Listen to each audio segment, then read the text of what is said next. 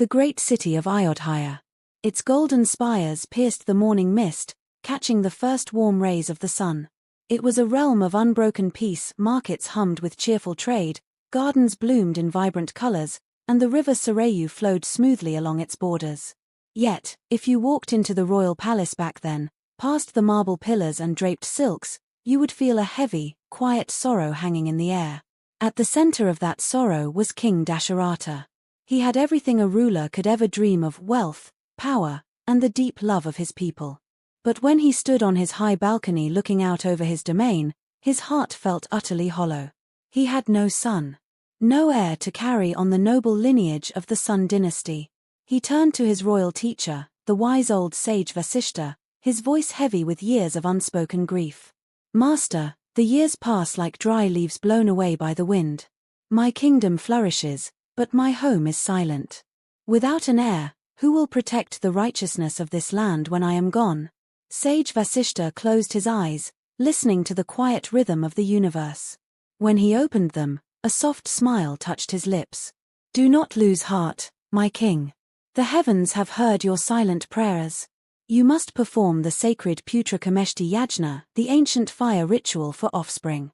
Call upon the holy sage Rishyasringa to lead the rites. Trust me, the gods are preparing an answer." Now, while the grand altars were being built on the banks of the Sarayu, something extraordinary was happening high above the clouds. The gods in heaven were in a state of panic. A tyrant demon king named Ravana was terrorizing the three worlds.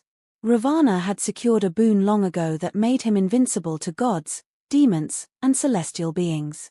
But in his arrogance, he had forgotten one small detail: he never asked for protection against mortal humans, deeming them too weak to matter. But in his arrogance, he had forgotten one small detail: he never asked for protection against mortal humans, deeming them too weak to matter.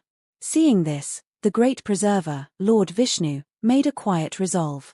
He would lower himself to the mortal realm. He would be born as human infants, taking form within the household of King Dasharatha to bring balance back to a suffering world. Back on Earth, the ritual reached its breathtaking peak. Fragrant smoke rose from sandalwood and sweet herbs, and the chants of the sages vibrated through the ground. Suddenly, the flames flared into a blinding light. The crowd gasped and fell to their knees. Rising from the very heart of the fire was a majestic, glowing figure carrying a polished vessel made of pure gold.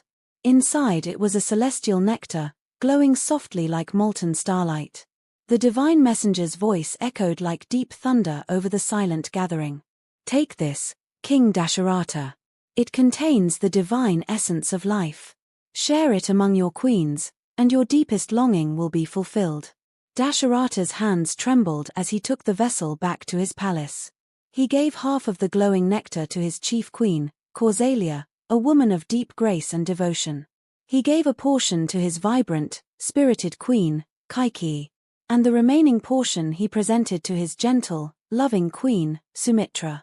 Wanting only joy and harmony among them, Kausalya and Kaikeyi shared a bit of their own portions with Sumitra as well. Together, the three queens drank the divine offering. Oh, you should have seen Ayodhya in the months that followed. Nature itself seemed to know what was coming.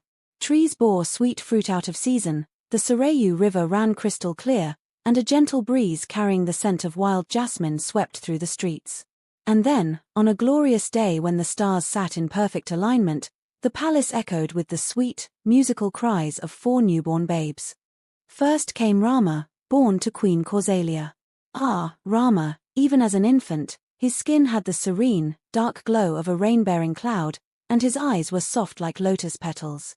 Then came Bharata, born to Queen Kaikeyi, radiant and full of vibrant life.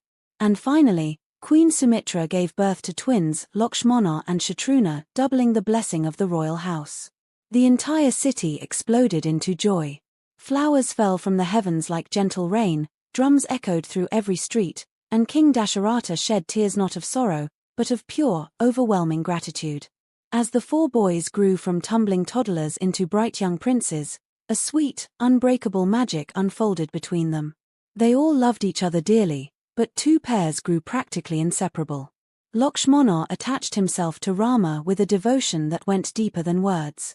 Wherever Rama walked, Little Lakshmana trotted right behind him like a shadow.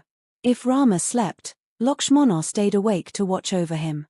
If Rama smiled, Lakshmana was radiant. In that same quiet, loyal way, Shatrughna devoted his heart entirely to Bharata. Under sage Vasishta's watchful eye, the brothers learned everything a prince should know: scriptures, archery, and the art of governance. But it was young Rama's effortless kindness, his quiet dignity, and his unwavering instinct for what was right that stole the heart of every single person in Ayodhya. They thought they were just watching a beloved prince grow up, but destiny was already clearing a path for a journey that would reshape the entire world.